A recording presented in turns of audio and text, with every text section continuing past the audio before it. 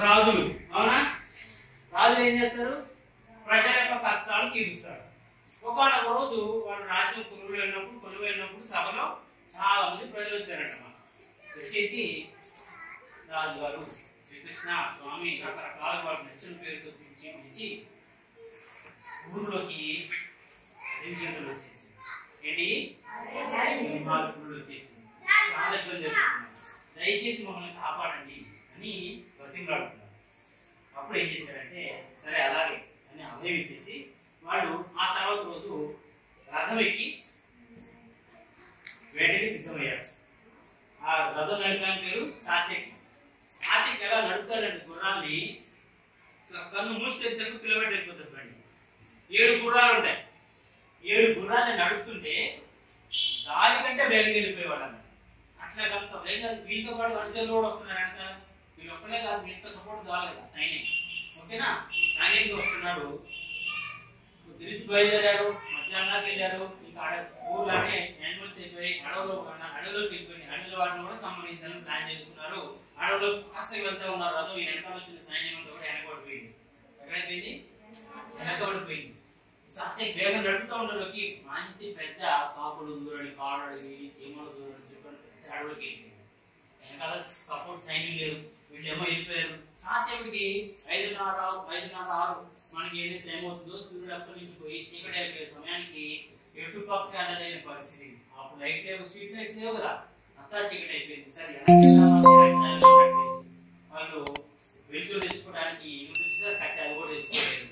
సరే ఏం చేయాలని ఆలోచిస్తా ఉండగా అప్పుడు సాత్యకి చెప్తాడు, స్వామి మనం ఇప్పుడు వెనక్కి వెళ్ళలేము, ముందుకి వెళ్ళలేము, కాబట్టి ఈ రోజుకి ఇక్కడ రెస్ట్ తీసుకుందాం. బయటికి అక్కడ చెట్లు కాయలు కోసుకొస్తానని కనిపించి తినేసి పడుకుందాం, తెల్లారి పొద్దునే వెళ్దాం అంటాడు. సరే అట్లాగే ఓకే అంటారు. ఓకే అన్న తర్వాత అందరు తినేసి పండుకుంటారు. పండుకున్నాక అందరూ ముగ్గురు కొనుక్కుంటే ఏమైంది? అడవి కదా, వీరు రావచ్చు, సింహం రావచ్చు, పండి కింద చప్పచ్చు. అందుకని వాళ్ళు ఒక ఐడియా వేసుకున్నారు. మనకున్న టైం 3 భాగాలుగా డివైడ్ చేసుకున్నాం. ఓకేనా? ఫస్ట్ భాగంలో సాత్యకి నువ్వు మేల్కొను. ఫస్ట్ 3 ఒక భాగం నువ్వు మేల్కొను. సపోజ్ వీడు ఒక 6 గంటలకు పండుకున్నారనుకుంటే 2 గంటలు సాత్యకి మేల్కొని ఉంటే కృష్ణుడు బలరాముడు నిద్రపోతారు. ఓకేనా? సరే ఆ తర్వాత బలరాముడు లేవాలి 2 అవర్స్ తర్వాత లాస్ట్ లో శ్రీకృష్ణుడు లేచి లాస్ట్ లో కాపలాగేస్తాడు. బాగుంది. ఇద్దరు పడుకున్నారు. సాత్యకి మేల్కొని ఉన్నాడు. అటు తిరుగుతూ ఉన్నాడు. అలా కాగా తిరుగుతూ ఉంటే 1:30 గంట అయిపోయిందమ్మా. 1.5 అవర్ టైం అయిపోయింది. ఇంకా ఒక ½ అవర్ ఉంటే తను పడుకోవచ్చు. ఓకే, ఆ సమయానికి దూరంగా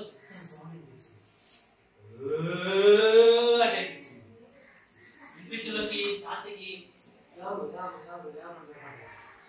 నేను అని ఎవరు ఎక్కడ ఉన్నావు? రావద్దు, నా దగ్గరికి రావద్దంటే ఇంకా పెద్దగా సౌండ్ వస్తుందంట.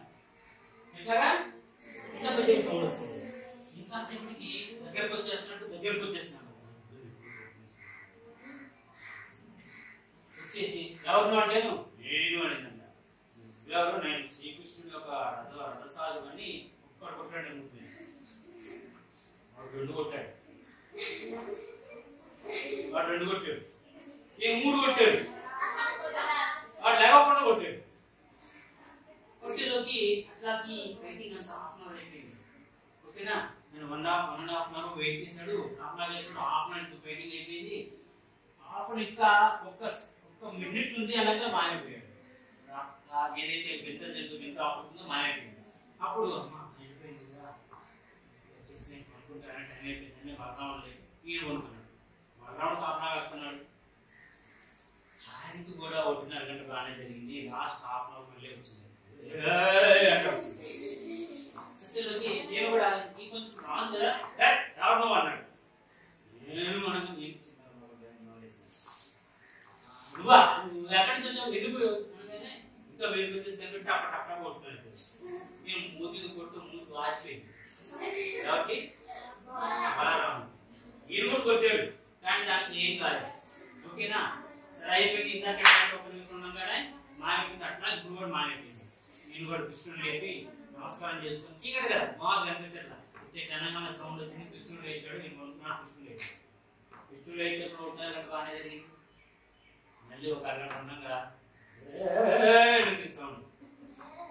కృష్ణుడు ఏం చేశాడంటే ఎవరు నువ్వు మాట్లాడుతున్నాం రా ఏమన్నాడు అంటే వస్తున్నా ఎలా ఉన్నాయి బాగున్నా అంత క్షేమన్నా అన్నాడు. మళ్ళీ వచ్చిందంట మాట్లాడతారు రా అన్నాడు. లోకి కాసేపు ఇట్లా గుర్తు చేసేలోకి హలో అంత క్షేమన్నా అన్నాడు. ఈయన ఇట్లా మాట్లాడుతుంటే ఆకారం చిన్నగా ఏమవుతుంది నేను ఇంకా ఫ్రెండ్లీ మాట్లాడుతున్నాను. పిల్లలు ఏం చేస్తున్నారు ఇట్లా చిన్నగా మాట్లాడుతున్నప్పి ఇంకా పెద్ద చదువు అయిపోయింది. అంతే కదా ఇది చిన్నగా అయిపోయింది. అన్ని చేశాడు తెలుసా ఇలా పట్టుకొని గుడ్లో ముడి వేసుకొని గుడ్లు వేసుకుని ఏం చేశాడు అప్పుడు ఇంకా డ్రెస్సులు ఉండేవి కదా చర్చిగా ఉండేవి అందులో పెట్టేసుకున్నాడు. 6 o'clock అయింది అంతా లేచాడు. లేవగానే సాంతకి బలరాముడికి మూతి వాచిపోయిందంట. కళ్ళు కుక్కూరి వీపు మీద ఒంటి మీద వాతావరణం.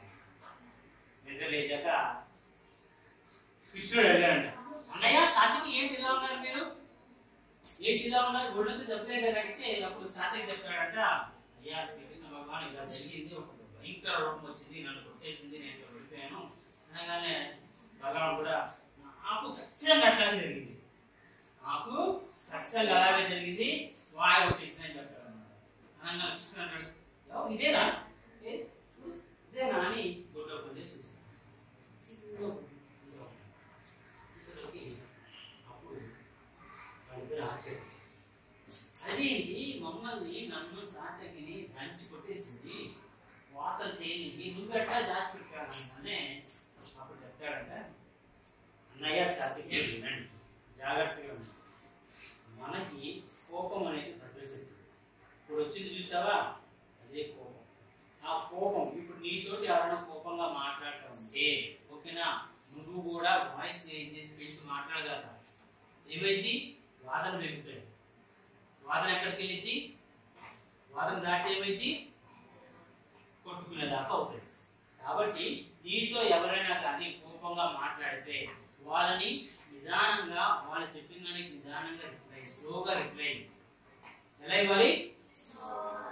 వాళ్ళు కోపంగా మాట్లాడి మనం కోపంగా మాట్లాడకూడదు. వాళ్ళకి సర్ది చెప్పేటట్టుగా నిదానంగా మాట్లాడాలి. అప్పుడు ఏమవుతుంది అవతల పక్క కోపంగా ఉన్న ఆయన 2 మాటలు మనం నిదానంగా మాట్లాడేలోకి ఆయన కూడా కూల్ అవుతాడు.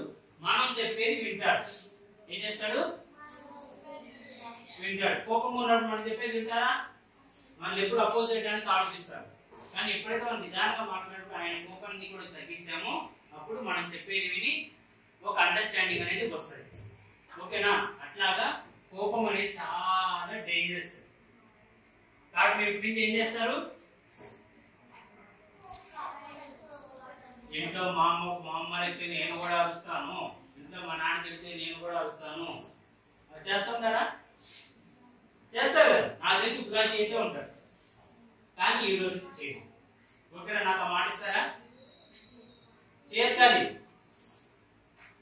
ఏం చేయకూడదు కోపం. ఎందుకంటే ఇందాక అనుకున్నాం ఆ ముగ్గురికి మనం వాల్యూ ఇవ్వాలి రెస్పెక్ట్ ఇవ్వాలనుకున్నాం కదా మరి ఆ ముగ్గురికి మనం ఇద్దరికి మాట్లాడచ్చా మాట్లాడకూడదు.